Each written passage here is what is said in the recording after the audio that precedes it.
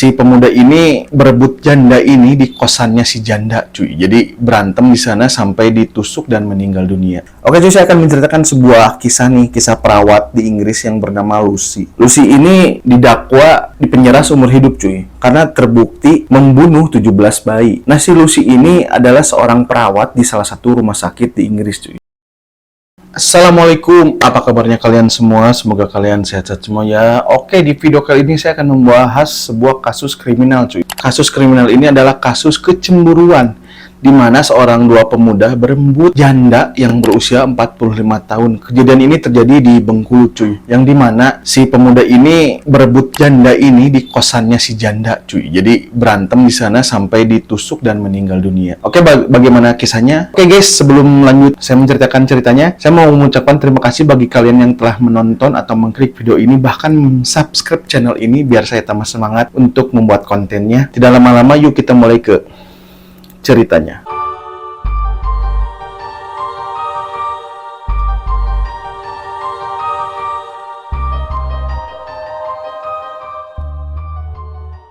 Profil pelaku ini berinisial namanya adalah BA, seorang pemuda 28 tahun asal Bengkulu, cuy.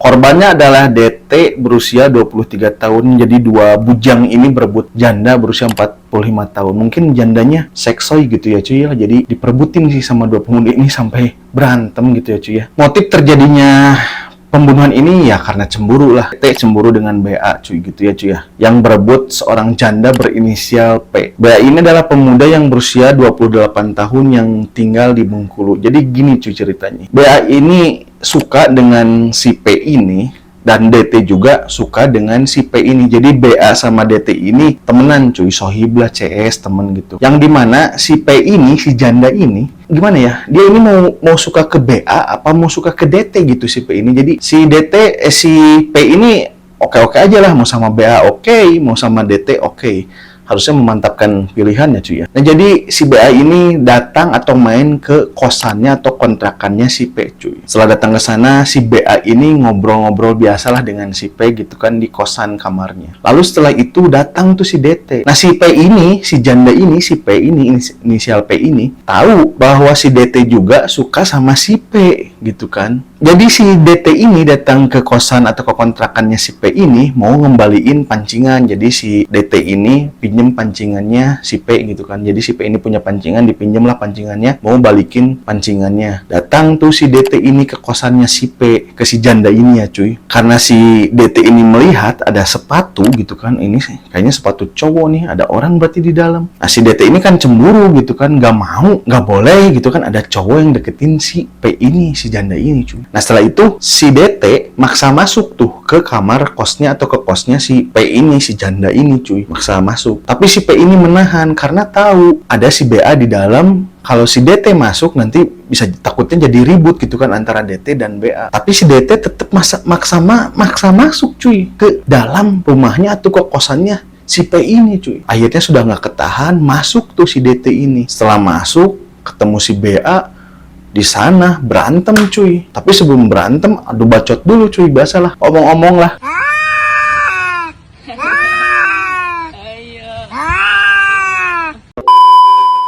Narisia gitu kan, aing bogoh kasih P, aing udah bogoh gitu kan. Sok sekarang mah si P mau milih siapa antara kau atau aku gitu kan. Si P ini kan keluar kamar kosannya karena dua cowok ini lagi beradu mulut, lagi berantem di kamar kosannya si P, cuy. Di sana adu mulut. Wah, dan akhirnya si BA ngehajar si DT. Si DT ngebales ngehajar si BA, cuy. Lalu si BA ini melihat ada pisau dapur bergagang kayu coklat.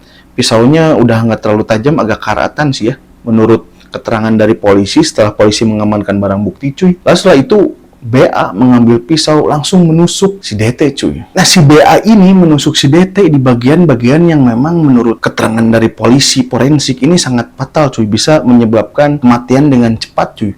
Si BA ini menusuk DT ini di bagian perut, pinggang, dan lengan sebelah kiri, cuy. Perut, pinggang, lengan sebelah kiri, langsung leher. Sekitar lebih ada tujuh tusukan cuy gitu kan. Langsung tersungkur di sana si DT, dan ketika tadi kan si P ini keluar kamar kosannya ketika si BA dan si DT adu bacot, si P ini si janda ini keluar karena kan takut gitu kan ya. Ketika keluar dia masuk lagi, kok jadi nggak ribut lagi, jadi hening. Ternyata kan si BA ini sudah si DT ini sudah terkapar cuy, sudah meninggal. Ketika si P masuk melihat, langsung di sana si P teriak cuy, minta tolong kepada warga untuk menyelamatkan si DT ini cuy, yang tadi ditusuk meninggal oleh si BA. Nah si BA ini karena panik dia kabur cuy, sambil membawa pisau dapur itu cuy. Dia pergi aja cuy gitu kan, pergi kabur gitu kan ya cuy. Dan akhirnya cuy si DT ini dibawa ke klinik, tapi tidak tertolong cuy karena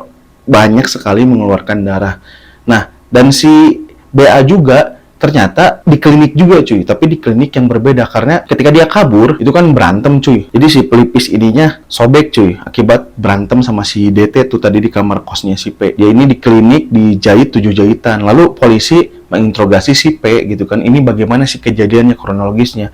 Lalu si P menjelaskan bahwa DT datang ke sini ingin mengembalikan pancingan yang dia pinjam dari saya.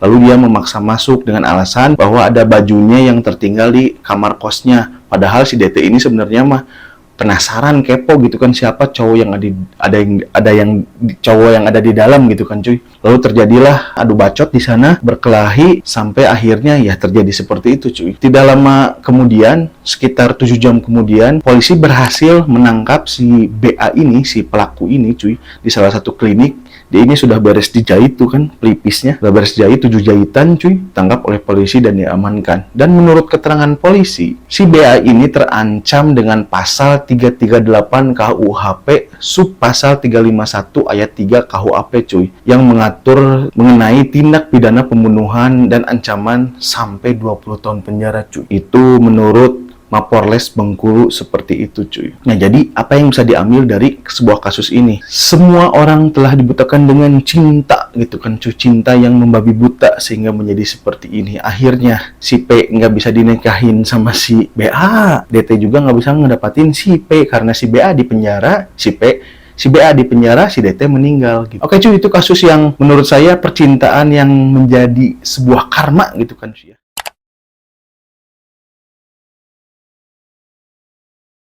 Oke cuy, saya akan menceritakan sebuah kisah perawat di Inggris yang bernama Lucy. Lucy ini didakwa di penjara seumur hidup cuy, karena terbukti membunuh 17 bayi. Nah si Lucy ini adalah seorang perawat di salah satu rumah sakit di Inggris cuy, yang dimana Lucy ini kayaknya mah dia orangnya psikopat sih cuy, jadi mempunyai jiwa-jiwa abnormal gitulah cuy ya.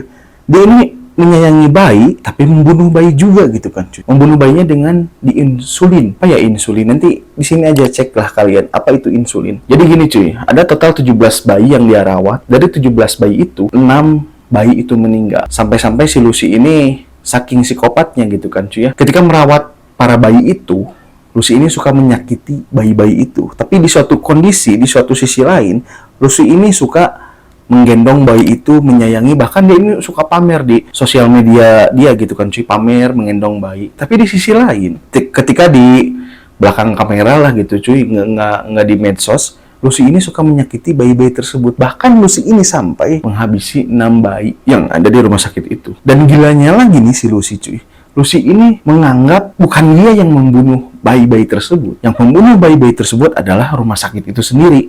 Karena dengan fasilitas yang buruk, dokter yang buruk, bayi-bayi tersebut meninggal dunia cuy. Pihak rumah sakit nggak terima dong dengan keterangan Lucy tersebut cuy. Bahkan Lucy ini terkenal di sosial medianya ini sebagai istilahnya apa ya cuy ya? Panutan gitu cuy ya, karena masih muda, menjadi perawat, telaten. Jadi indah-indah lah di sosial media. Jadi ketika terjadinya kasus ini, Lucy ditangkap dan terancam dengan hukuman yang sangat berat, itu geger cuy di sosial media. Makanya cuy, sosial media itu kadang bisa menipu cuy. Yang kita lihat ternyata baik, bisa jadi nggak seperti itu cuy. Lalu si Lucy ini diselidiki cuy oleh polisi. Jadi pihak rumah sakit ini beberapa kali mengalami kematian bayi, yang kematian bayinya ini dianggap kok sama ya, kematian bayi pertama dengan kedua, dengan ketiga, dengan keempat, dan seterusnya. Dan kematian para bayi ini kok perawatnya Lucy semua gitu kan. Sampai Lucy ini istilahnya ngepoin gitu kan cuy, istilahnya ngepoin